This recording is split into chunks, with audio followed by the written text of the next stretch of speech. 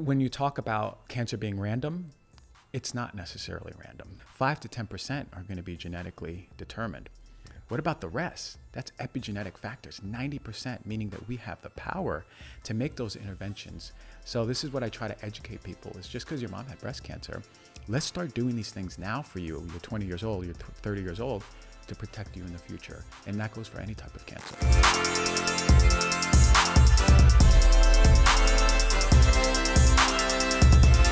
Our guest today is Dr. Christian Gonzalez, and he completed a 2-year residency position at the Competitive Cancer Treatment Centers of America in Philadelphia, Pennsylvania.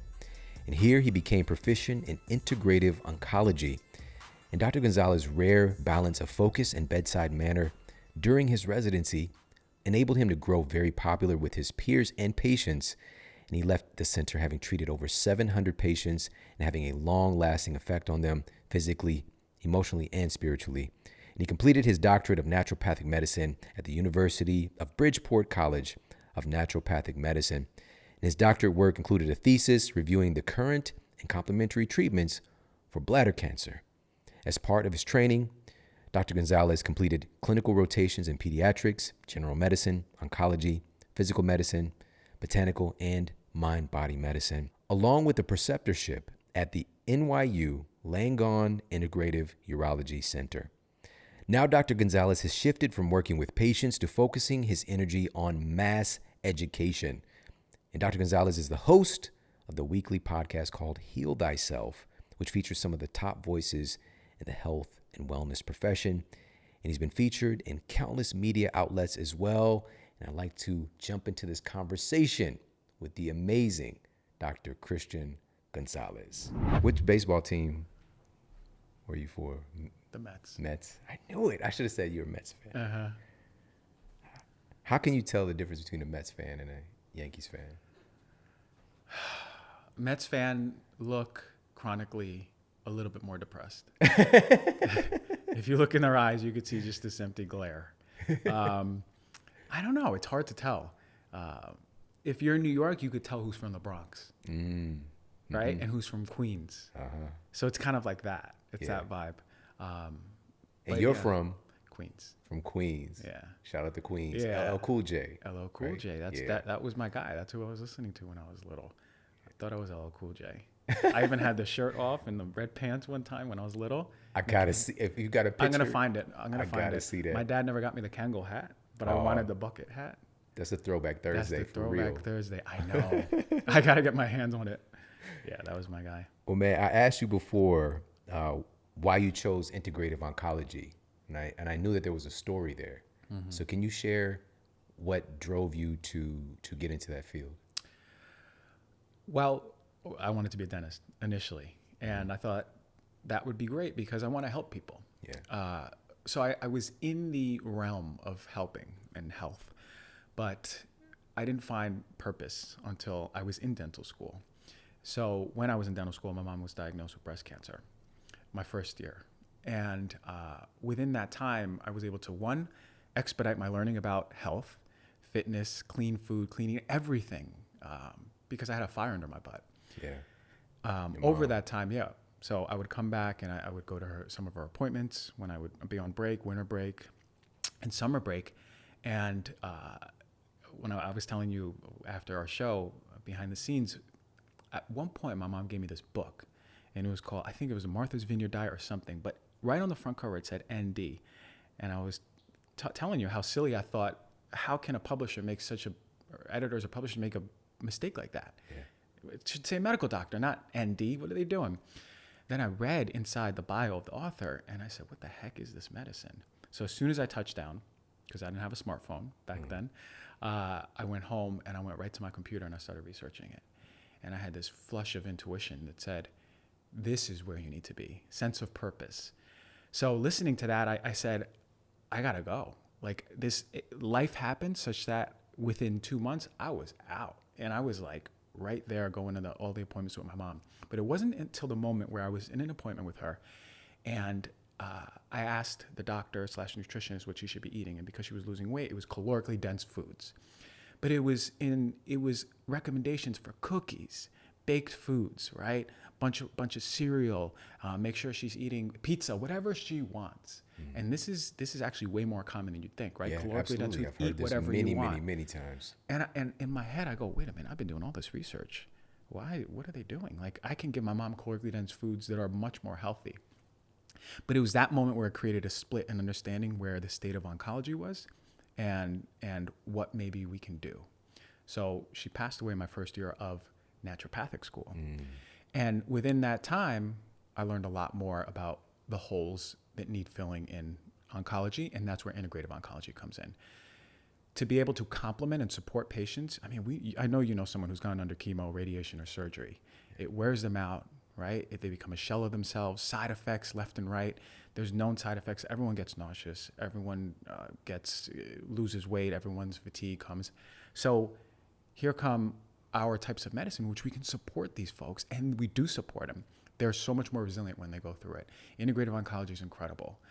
So that's what really got me into it. That's the short-winded story because, you know, I could have gone into more detail, but that's what's up. God damn, man, that's powerful, man. This is your first year. Yeah. So my first year, and it's interesting because I saw the process of death happen, and I mean, my grandma died in '96. I don't remember that. My grandfather died in '94. I don't remember that. But seeing the process of death was very interesting because it's a loved one, and they're degrading from a human being that raised you to, you know, someone who's a shell of themselves. But in that time, you find if you allow it, you find some sort of peace within that. And that's when, this is what we were talking about. I don't think we don't do death right in medicine, especially in America. You know, my mom died under fluorescent lights and, you know, pumps and sounds and noises. And I think in other cultures, we actually glorify death a little bit more, especially because as a natural process, and understand that it's a beautiful transition, beautiful if you understand and believe that. So I think that, and it's hard for a doctor to say that, right? Doctors, we have to keep you alive. You know, if we have 20 more days, let's insert a tube in you and then, you know, guzzle down some canned nutrition. But for me, it's like, how do we die with more dignity? And I think that more conversation needs to be made around that in the medical field. Yeah. When you said that, it really struck me when we were talking the other day, man. That's incredibly powerful. But I'm so grateful to have you here because this is it's an experience or a concern that is shrouded in a lot of mystery. It's shrouded in a lot of uncertainty.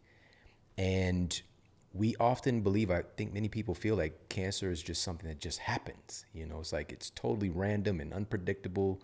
We don't know anything about it. It just happens, and now we have to try to attack it and kill it. So just to help to kind of pull back the veil a little bit and demystify it for us, so we can get a little bit more educated on what cancer is. Can you talk about what cancer actually is? Yeah. So in the most simplified way of looking at cancer, we have an insulting or inciting factor, right? And when that happens and it hits our genes, we have compensatory mechanisms which protect our genes, right? So we don't have cancer happen. But through life, continuous insults, they affect our genes such that those genes that are protecting our cells from dividing rapidly, right? Suppressing, they're putting the brake on, they're compromised such that all of a sudden that gene isn't working to its maximum ability and or it's turned off completely. And then the gene which puts the gas on cell multiplication and replication is on. So it's basically genetic instability that happens based on an insult to our DNA. When you talk about cancer being random, it's not necessarily random. Most of us, a lot of us go, all right, well, man, my mom had cancer. You know, my dad had cancer. I'm going to get prostate cancer. I know it. It's not necessarily true. Actually, not true at all. 5 to 10% are going to be genetically determined. Yeah. What about the rest? That's epigenetic factors, 90%, meaning that we have the power to make those interventions in multiple ways, because cancer is not just, well, I didn't eat that well all my life, now I have cancer. Cancer is multifactorial. It's different factors that contribute, but we have the power to make those interventions and protect ourselves to our ability, and starting young. So this is what I try to educate people, is just because your mom had breast cancer, let's start doing these things now for you. You're 20 years old, you're 30 years old, to protect you in the future. And that goes for any type of cancer. Right. I really hope people get this piece, and I just want to circle back to it. And the same thing that's been echoed from cell biologists, from top people in the field of epigenetics, saying only 5 to 10% of cancers are actually genetic. And 90 to 95% of these have massive environmental inputs that cause, these epigenetic controllers. And these are things from our external environment and the internal environment that we create within ourselves, and also our state of well-being and our thoughts and our levels of stress. And these are things we're going to talk about. And I'm so grateful again just to have you on to look at this. So the cancer itself is, and this is something a lot of people hear, that people get cancer cells all the time. Is this true? Yeah, absolutely. We have those mechanisms that they're off in our body, right? We have in every single day, we are exposed to UV light, and I can go into the sun and how much I love it, but we're exposed to UV light. And that has an inflammatory change in our body, or inflammatory influence. It changes our DNA, or can affect our DNA, right? Environmental toxins, processed food, stress every single day. Those things definitely affect us. But guess what? Our mechanisms are in place where we're not going to lead to cancer. The genetic instability doesn't happen. We have stable genes. And on top of that, the immune system clears it out, especially when we sleep, right? This is important stuff. You wrote a book on this. When melatonin is high at night and cortisol is low at night, that's when our immune system is scavenging for those cancer cells, cleaning them up, cleaning debris, reducing inflammation.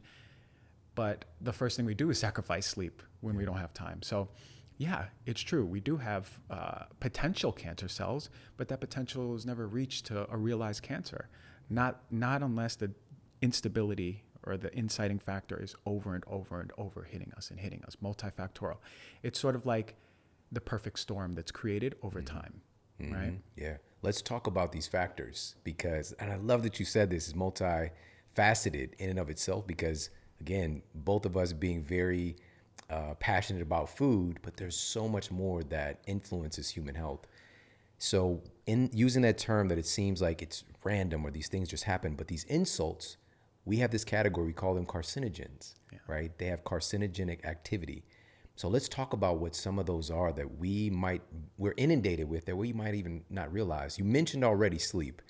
And one of the studies that I put in Sleep Smarter, and actually this study that I have right here, this was published in the International Journal of Breast Cancer, found that women who worked the overnight shift had a 30% greater incidence of breast cancer.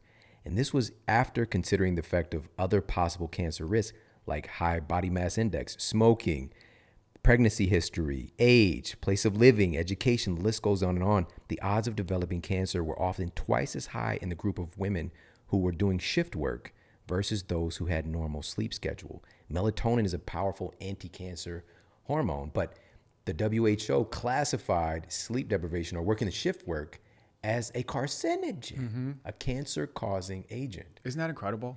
Isn't it incredible because how many people are doing shift work? I remember as soon as I came out of residency, for some weird reason, I got a bunch of flight attendants that I was treating, young women with breast cancer. And they were all doing the overnight flights. And for us, it's like, and I think there's other factors that have to do with being in the planes and environmental toxins, as we will talk about. But carcinogens, known carcinogens, smoking, drinking, we know that certain viruses and bacteria cause cancer. We know some even occupational hazards, chemicals cause cancer. I think the bigger conversation needs to be in how do we create the fundamentals around us to ensure, because in my field, people just want a pill for an ill, just like they do in pharmaceutical, right? So, man, Dr. G, like, what pills can I take to prevent cancer? Like, what the hell? Like, first let's start with the foundation. And for me, what I've learned seriously in all my years, I've been looking and trying to figure out, for me, it's how do we return closest to nature? For me, that's the closest thing to prevent cancer.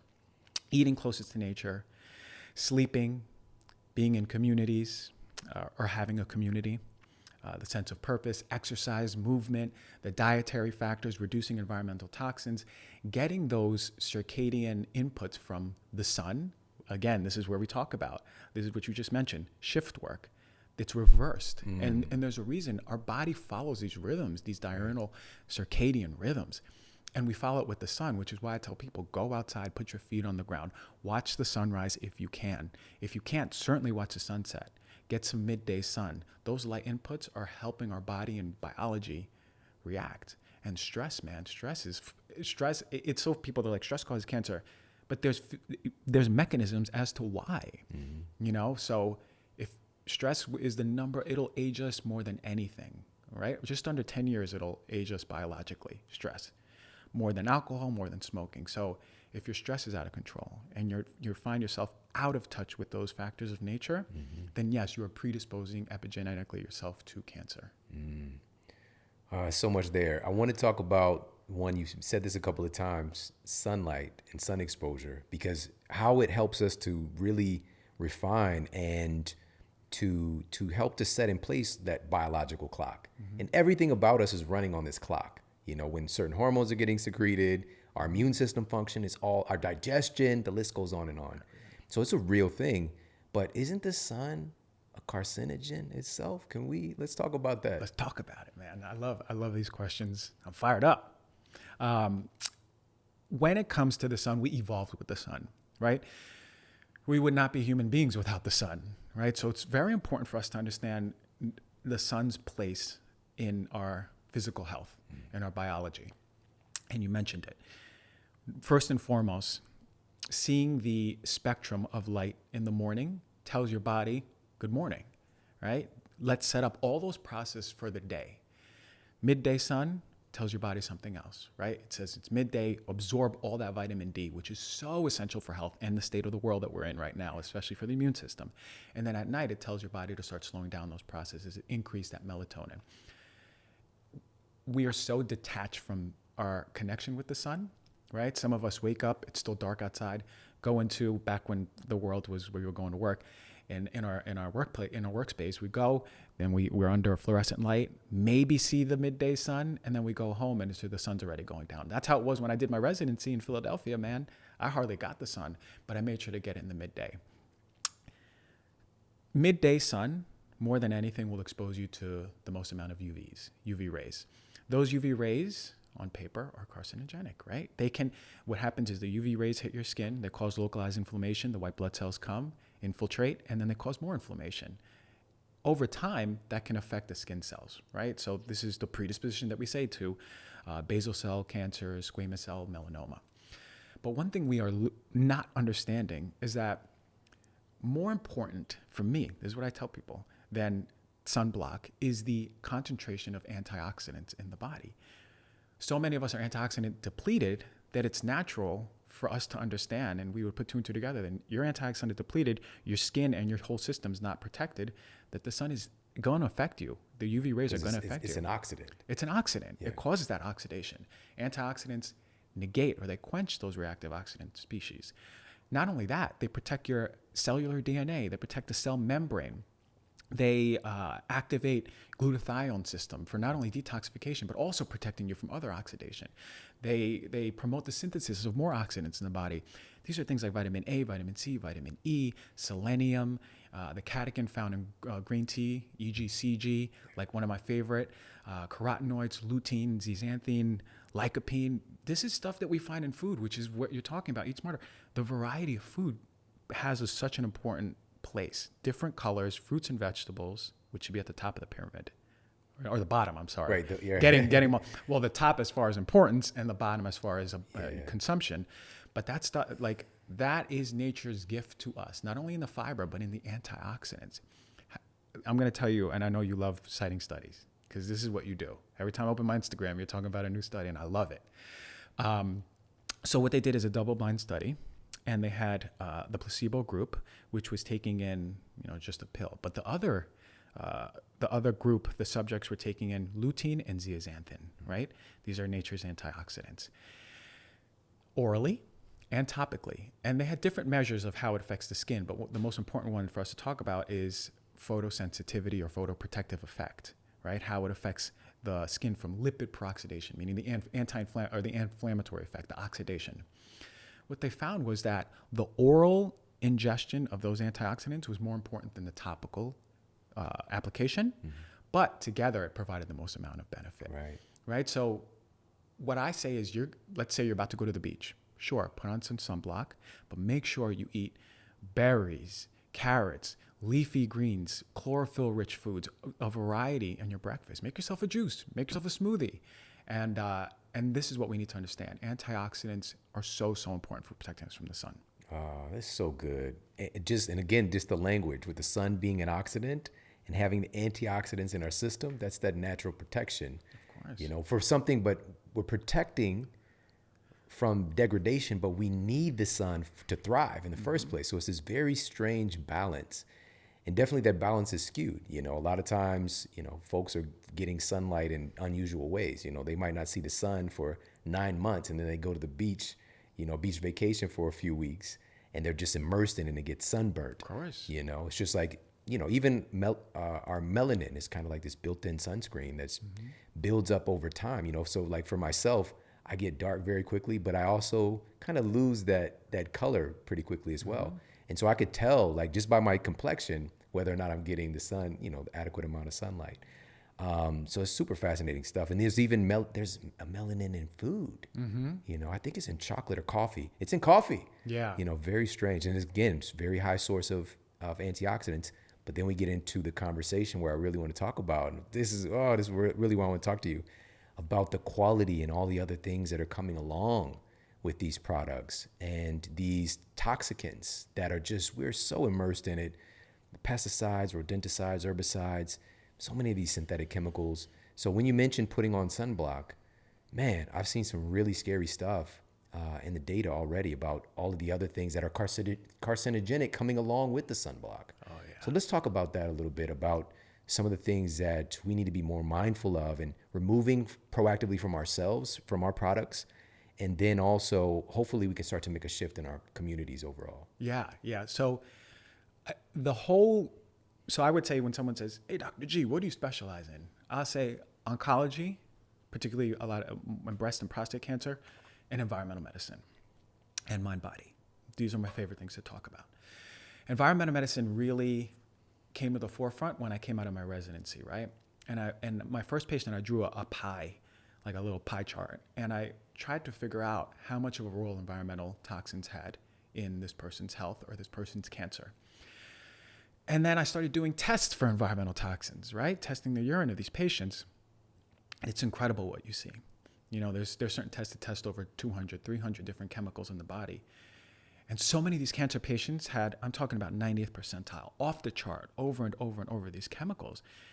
And I'm looking at heavy metals and I'm going, what the heck is going on? And then I'm testing myself in healthy subjects, and they're lower. Some people had them a little higher, but maybe some of them were high, but not all of them. There's so many patients who present like this. So then I was like, we need to talk about this. Yeah. Someone needs to start talking about the role of environmental medicine. Environmental medicine is not sexy. No one wants to be talking about formaldehyde, But if we can empower folks to understand what's in our house, the air we breathe, what are we putting in our mouth, what are we putting in our skin, and what's a culmination of the effect in the body. There's a lot of argument and controversy behind environmental toxins. You'll have food science folks or toxicologists go, well, the dose is in the poison. The dose makes it poison, right? And that was semi-true. And that was semi-true in the 90s, right? But now we're at a place where we understand that that's not necessarily true. It's in a vacuum. If you look at formaldehyde, they test it in a vacuum with no other chemicals. The most important thing for us to understand about toxins is there's more than one toxin in the body. They work synergistically. It's called the entourage effect. What is the effect of not only formaldehyde, but benzene, right? BPA in the body, other chemicals. What about heavy metals? They bioaccumulate in the body. They bioaccumulate in the fat. Very important for us to understand that these toxins have a role in our overall health. So my question was, how do I make environmental medicine sexy? So for me, it's taking a stance of empowerment and teaching people that environmental toxins are present in their home, in their food, in their water, but also empower them with other options. What can we do to reduce this, what I call toxic load? Many of these environmental toxins will be contributing to inflammatory diseases in our body, autoimmune diseases in our body, cancers in our body. So for me, it's like Why are we not talking about this? This needs to be one of the number one topics, right? We can have 10 to 100 times more toxic air in our home than outside. We don't think about that. We don't think about when we're using cleaning products on the floor, how it's affecting us, our children, our pets, right? We know that bleach, for example, it's not only an asthmagen, or it doesn't not only exacerbate asthma, but it also can cause asthma in children. It can be the root cause of why your child has asthma. Lotions in our body, cumulative effect, our body absorbs it, right? So our bed, right? There's flame retardants in our bed, volatile organic chemicals that we're breathing in over the life of the bed, not only when we first get it. So what I try to do is teach people what are the interventions that we can do, where do we start, and how do we not feel overwhelmed? And there's ways to do it, man. We can build the resilience in the body so we're stronger against environmental toxins, but also while in reducing environmental toxin load.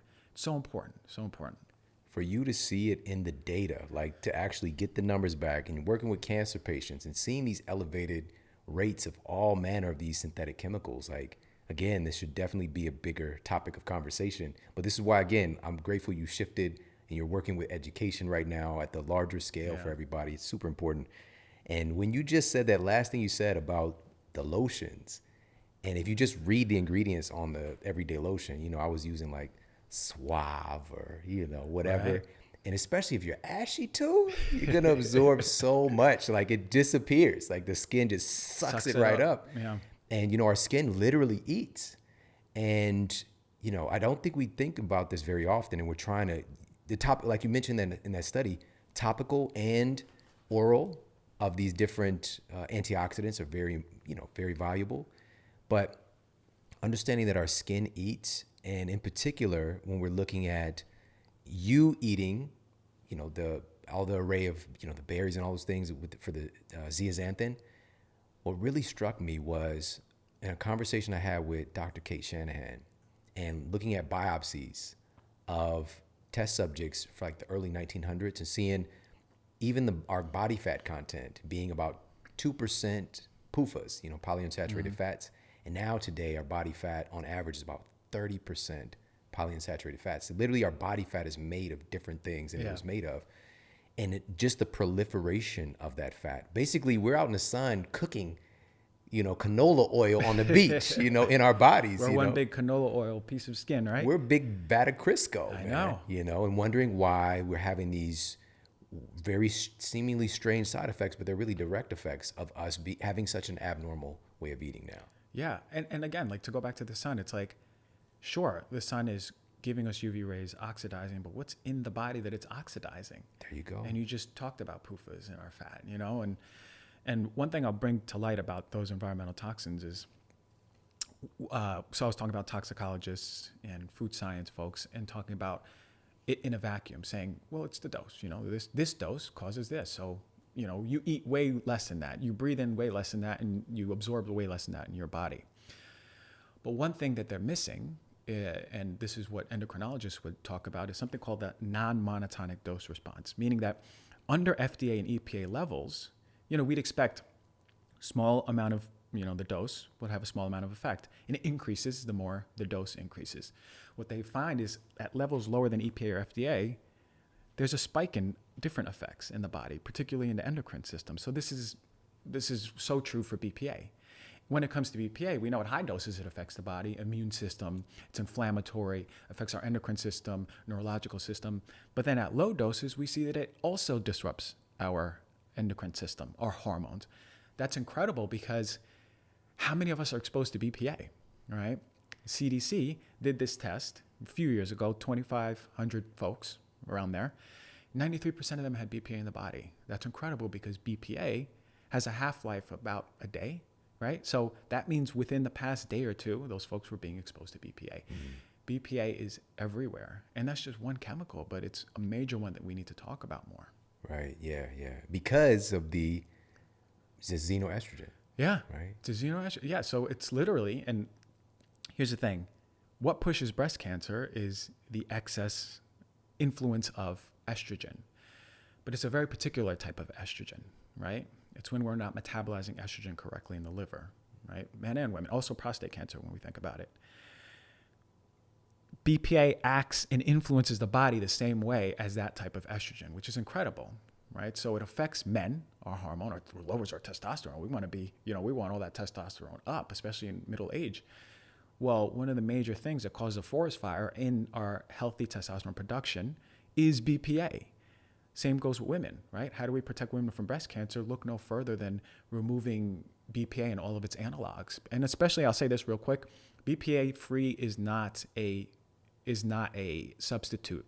It's not a healthy substitute. It's a very clever thing that the plastic industry did. They used analogs to BPA that are just as detrimental to our health.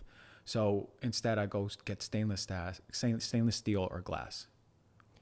So because there's other compounds, so we got BPA, there's BPS, there's other things that are coming from these plastics that we're still, there's data on this and stuff. And so I actually wanted to pull this up here because you just brought up something. I didn't expect us to talk about this, but how these xenoestrogens, specifically BPA, having such a stark impact on male and female reproductive hormones. Mm-hmm. And so this study, and I actually cited this study in my book, Eat Smarter, and this was published in Fertility and Sterility, found that men with detectable levels of BPA in their system were 3 to 4 times more likely to have low sperm concentration and low sperm count. While a study cited in Environmental Health Perspective discovered that women undergoing fertility treatments who had higher levels of detectable BPA were up to 2 times less likely to become pregnant. And again, this is correlation, not causation, but the data exists and we should be talking about this. So I'm really glad that you brought this up. That's one of the most pervasive that we realize, but you've been sharing so much information, and of course, everybody should be following you on Instagram too. And what's your IG handle? It's at dr.christian.gonzales. There you go. Make sure to follow him. His videos are so dope. But you've been talking about some of these other environmental toxins that we're exposed to, and also some of the ramifications. We haven't really talked much about this here on the show, but mold. Oh, yeah. So let's talk about that. Like, how does that play into this whole health equation? Yeah, mold is huge, and I'll give a quick testimonial about what happened with me. So I moved into a place 2.5 years ago, in Venice, and within 2 months, my health was going down fast, and I couldn't understand why. And I had a friend who was a researcher. She goes, "Christian, it might be mold." I go, "Mold?" Like we touched about that in school, but like people aren't really always affected like that with mold, are they? Well, damn, I dove into the research. And what I found is that in America, it's estimated 50% of homes have water damage and mold. Okay, that's all fine and dandy, right? But in a family of 4, statistically speaking, one of those members, 25% of us, can't break down those mycotoxins which are created by the mold, those spores which we breathe in. So for me, all of a sudden, I'm starting this new podcast. In the first 10 shows, I can't remember words like almond or supplement or green tea, right? And it's interesting because you can't remember a word that's very simple. So the cognitive effects immediately came. The sleep changes, the fatigue, the muscle aches, the nervous tingling. You have tingling in your hands and feet. It's interesting. And then I found myself being insatiable, drinking so much water at night, every night, urinating. And what I learned is that mold is major. In fact, I believe mold is a root cause for many of these issues and diseases that we can't put our finger on. So say, for example, I'll go back to the family unit analogy. Let's say your son all of a sudden gets a sinus infection, then starts getting sick constantly, recurrent infections, fatigue, sleep disruption. All of a sudden in school, the teacher's saying, your son's not remembering anything here. What's going on? Then you go to the doctor and they go, well, it seems like this, and they're checking the sinuses. Your son has allergies. And they get a medication for allergies. But no one ever thinks to look into mold in the house, right? So this is why I find something as simple as an intervention of an air purifier, good quality HEPA filter in your house, can completely change. And it's sort of diagnostic in many ways. We can see improvements based on that the air quality is a root cause of disease. So mold, this is what I get very passionate about mold because I have a experience with it, but it's something that if folks can't put their finger on an issue, that we look at. So what the hell is mold? I mean, I think about, it's like, it's just a weird term, but this is something we do have. We carry mold, it's a part of our makeup a little bit, but I think when it gets out of balance, or certain types of mold, is there a little bit more? Because again, I think that this is really important, and unfortunately it's tested so much later, so Yeah. what are some things for us to be aware of in this conversation?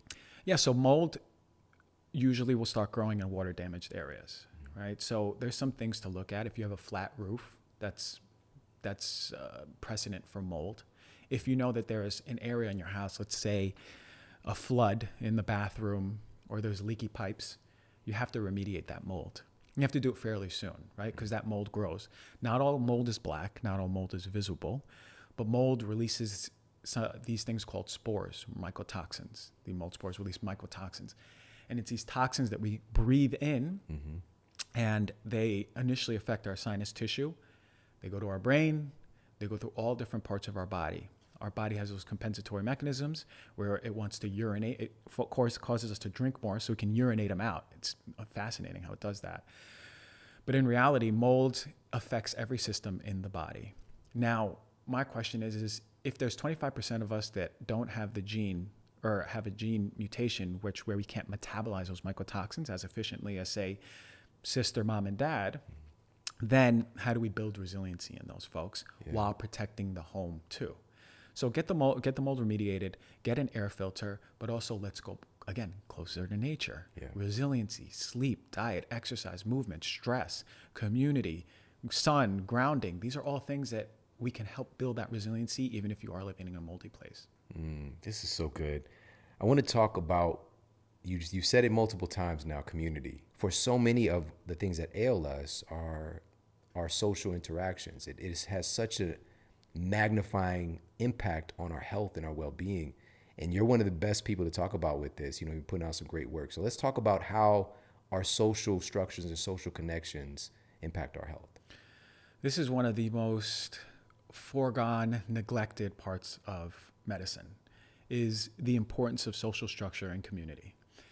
And for me, I'm putting up a post soon, but I did a little story of my top health interventions for 2021.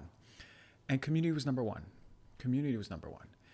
And this goes back again to returning to nature, but there's something to be said about loneliness and the epidemic of loneliness, right? The past 10 years, there's been a threefold increase in people reporting they don't have a confidant. They don't have that support system. I don't even know what it's going to be after last year, right? Because more loneliness, more isolation. Yeah.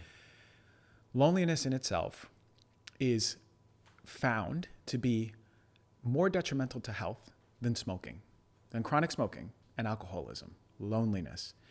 On top of that, loneliness is a better predictor of hypertension than diabetes and aging. Loneliness, okay? But when you think about community, think about the aspect of social support. And we think that the mechanism of why this helps is because you have someone that you know will be able to support you, as well as multiple people who will be able to support you. You have a community, a net. And what that does is it translates to how cortisol is being released in the body, chronic cortisol, chronic inflammatory proteins, right? Just think of the mental emotional connection to it. But when it comes to community, man, community is everything. Community is more of an important factor to health than obesity, exercise, smoking cessation, blood lipids, cholesterol, HDL, LDL, triglycerides, and hypertension. Which blew me away when I understood that, when I read that. Because for me as a doctor, when you come into my office and sit with me, it's my responsibility to ask you before weighing you, before asking if you're smoking, before even reading your blood work on cholesterol and taking your blood pressure, if you have a sense of community. What is your sense of community? Do you have a community? And I'm not talking about like me and my friends, we go out for drinks. That's not community. Community is, and this, I always believe the common interest is a Trojan horse for something deeper, right? So we have a community of Basket Weavers Anonymous, right? We have a community of St. Louis Cardinal fans. But within that community, can you get deep?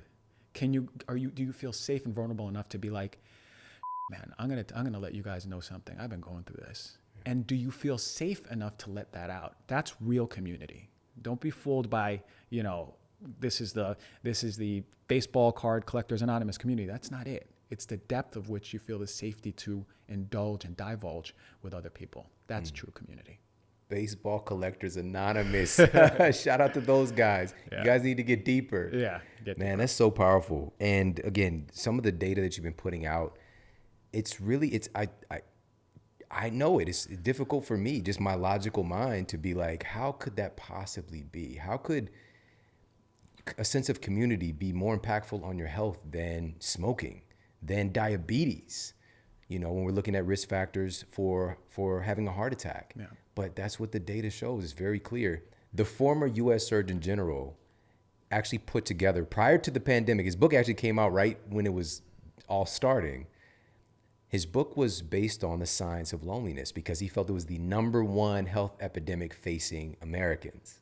And then this happened, all the shutdown, and it's all been magnified even more. Like you said, we don't even know the ramifications that's going to take place. But I want to talk about, before we even get into that aspect, I want to talk more about why it matters. Like, what is the benefit that we're getting? Like you just mentioned, there is some, an ability to express oneself, to be open, to communicate. But what's the good? How does it have such an impact on our overall health like that? Yeah, getting back to nature, how did we evolve? We evolved in tribes, right? And, we saw maybe 10 new people in our life back when we were in tribes. You go into the subway of New York, you see 1,000 people in a day, right? What does that do to the body's physiology, right? There's signals where this industrial revolution is not that new. I mean, it's not that old. It's been around. It's new based on the timeline of evolution. So I think that getting closer to nature, where we are more tribal, and I'm not saying, Shawn, you and me go into the jungle of Ecuador and live there for a year. We don't have to do with that. The loincloth, though. With the loincloth, yes, right? Sir. And all of a sudden we got Gucci loincloth. Gucci loincloth. We got to keep the swag, man. But what I am saying is that, can we get in touch closer, even in our own communities, to nature? And why? Well, I was just mentioning, the thought is that social connection, social net, social support, the confidants that we have, reduces inflammatory proteins in our body, reduces prolonged cortisol. And we know what prolonged cortisol, it literally affects every system, every organ in the body. Think about what it does to the brain, reduces brain health, shrinks the brain atrophy over time, just prolonged cortisol. And what that does to predisposition to cancer, right? We were talking about stress and cancer. Yeah. So this is why, and loneliness is an epidemic, this is why community is the answer to so much for health, right? Because I truly believe, if you're in a community, a strong community, you have a sense of purpose, you have people who mirror your greatness, you can divulge and indulge with them. When you have that community, then that allows for more room for dietary liberation, right? For whatever lifestyle you choose. It just allows that precedence because you're at a state you're overall at a healthier default state. Then you work on all the other stuff. That's the way I take it. That's the way I do it. And that's the way I preach it, man. Yeah, I love it. I love it so much. And a little bit of added benefit, and this is the thing about humans, like you just mentioned, as we evolve, it might be 10 people in our tribe, but today we can choose our tribe. We are products of our environment, but we're also creators of our environment once we become conscious of it. And we can actually proactively join a band or community of people who have the principles that we want to strive towards, who have a passion about eating real food, who have a passion about fitness and movement. And what it does is it actually makes those behaviors so much more accessible and encouraged. And it's just like, if we're hanging out, chances are you just went to Erewhon, you got your, grass-fed water over there. You know what I mean?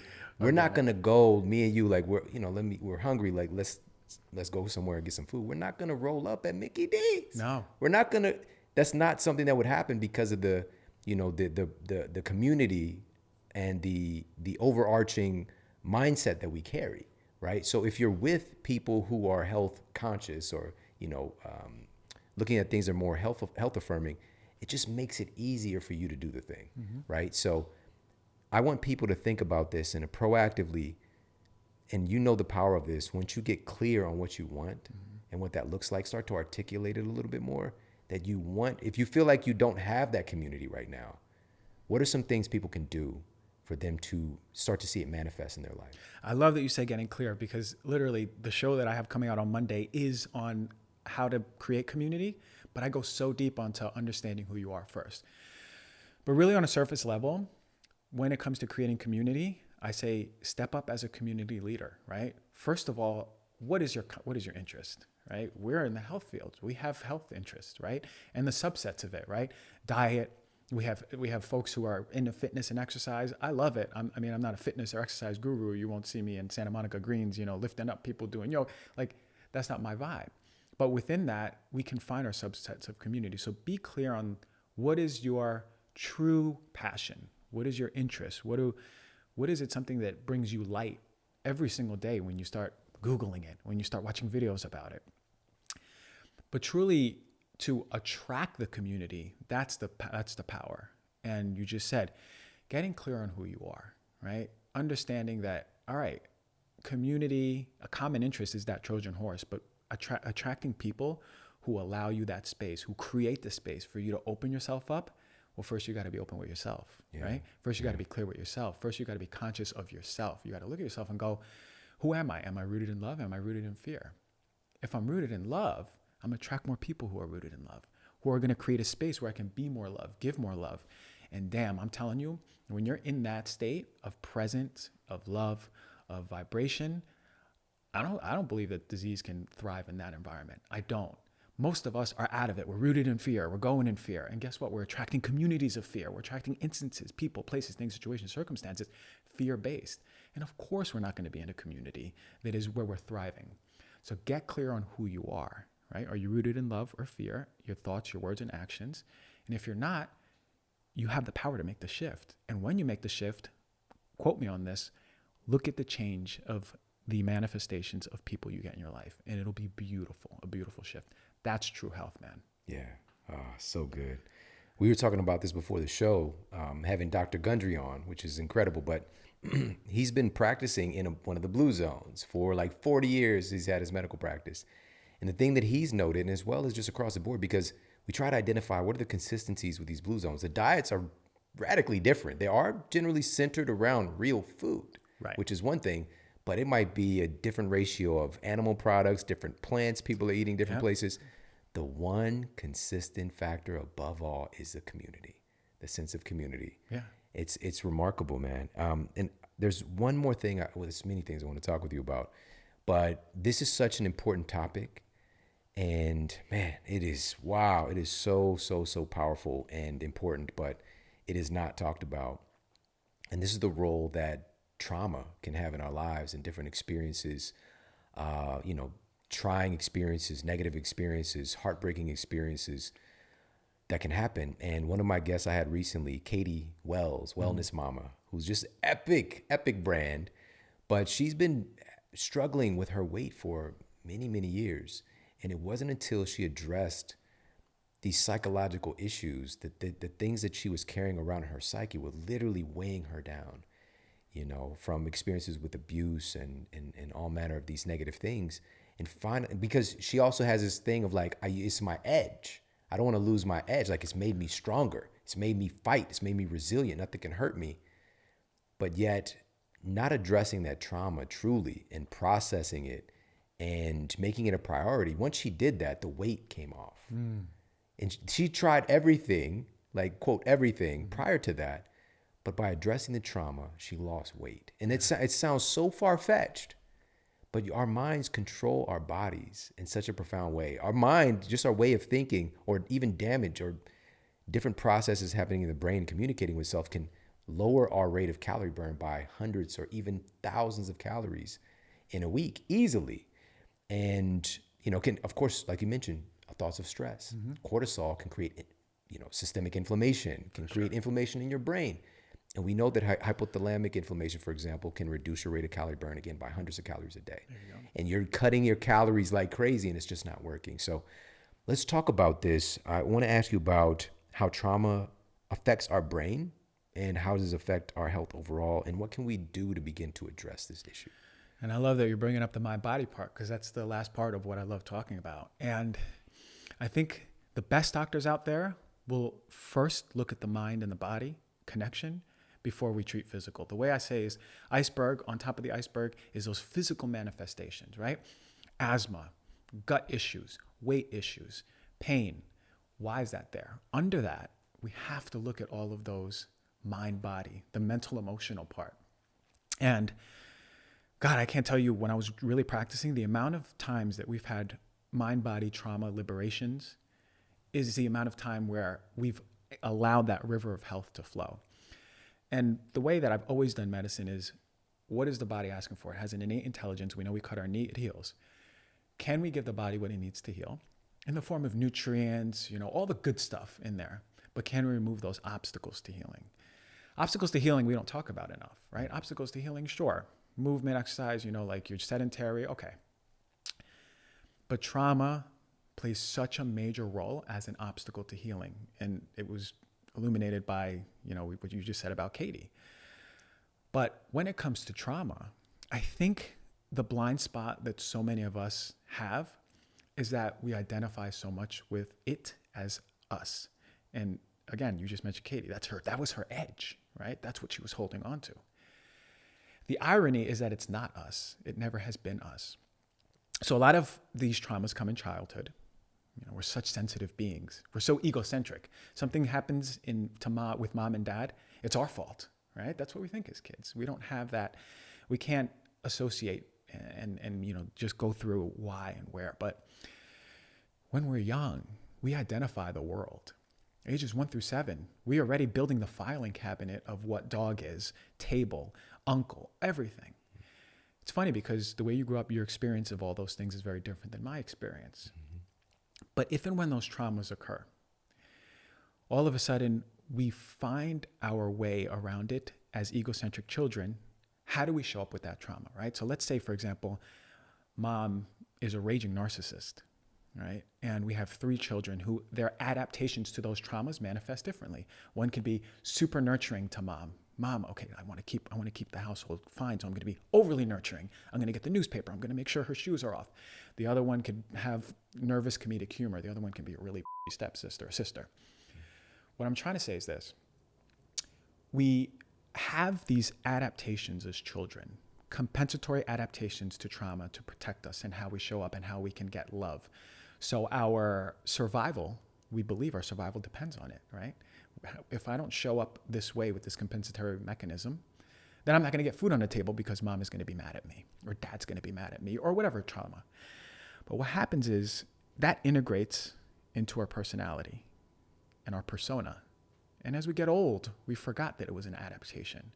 So me, 38 years old, all of a sudden, I grew up, and it's okay, with the idea that boys don't cry. Boys are macho, right? Latin father, you understand, right? Yeah. Tough, be tough. And unfortunately, it affected my relationship with what true emotion meant, right? Crying. And instead I hold in the emotion, right? Which can be very detrimental to your health, especially long-term with cancer. But the moment I understood that it's only part of personality and personality is not the true you, then I was able to go, well, damn, all these years I thought that I was a guy who didn't cry. But the true fact of the matter is that it was a false adaptation to a situation that is not me. And once I had that liberation, I was able to let it go. So what I'm trying to say is bring more awareness to the trauma in your life, right? You don't even, if you can't remember, you don't have to go to the root cause, but understand what is not serving you every single day, day to day. Second, understand that it's not you. It's never been you. Thoughts, words, actions, incidents, things that happen in your life, they're not you. And you don't have to identify with them. When you cause that split from identity is when you start liberating, because then you could look back at it and go, okay, I can release this. And that's the most powerful thing you can do. Because when you release that trauma, that glacier all of a sudden breaks and then the physical part starts healing. And I've seen some crazy, incurable diseases reverse when people truly identify and address their deeper inner trauma. We need to talk more about it. Doctors need to talk more about it. But if I can educate people with this stuff, I think we can make some massive shifts in health. I love it, man. Thank you so much for sharing your wisdom. I love this because it's addressing all parts of the person, you know, growing up in the conditions. And I was just thinking about this a little bit while you were sharing, you know, sometimes just walking down the street to get to the bus stop or to get home, and I'm literally have to watch my back, you know, for a drive-by, whatever the case might be. You know, it's just this constant state of alertness. And and the thing is, you just become adapted to it. That's the thing about humans. We become adapted. We accept it as normal. The gunshots, the sirens at night. We just adapt to it, especially as children. But those things made me exceedingly cautious later on in life, like especially like who I dealt with. I was constantly just very, very standoffish and cautious.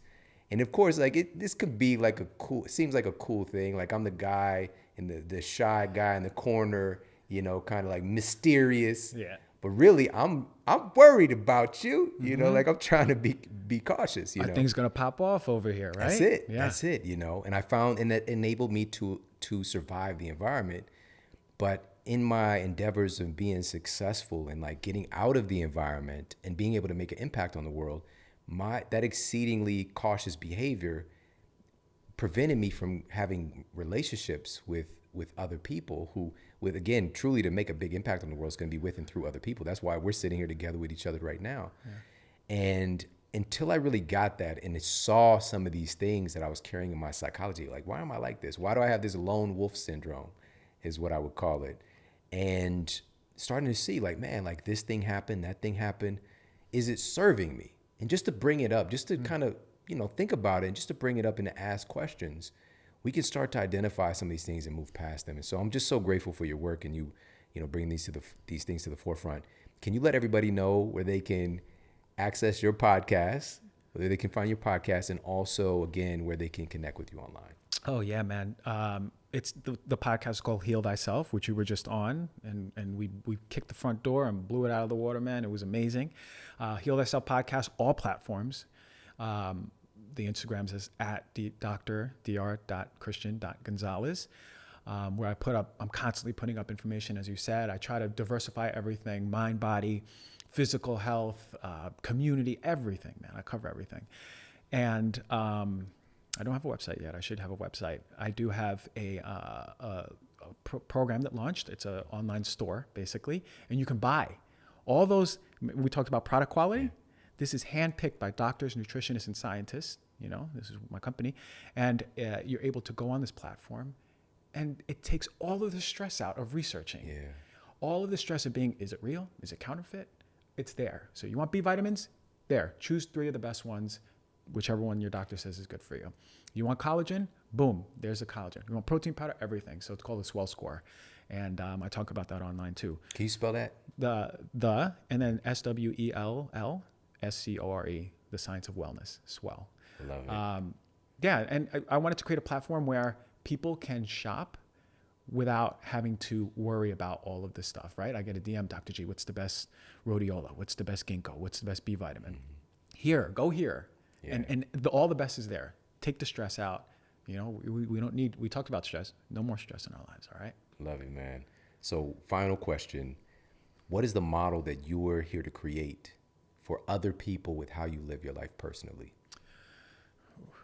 On the deepest level, the model I'm trying to create is helping people remember how powerful they are. And I think by the work that I'm doing on myself, I'd love to be a radiant being so they can see that and remember how powerful they are, and then make massive shifts in their community, in their household, in the world. That's my number one goal in life and why I'm here. Perfect. Amazing. Thank you so much for hanging out with me, man. All right, brother. Thanks for having me. I appreciate you, man. Thank you. Awesome. Dr. Gonzalez, everybody.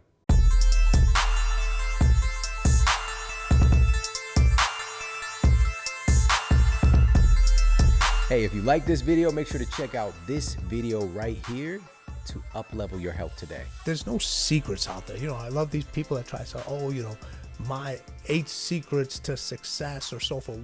Everyone knows what to do. I love how people come in and, you know, you gotta got to outwork the other individual.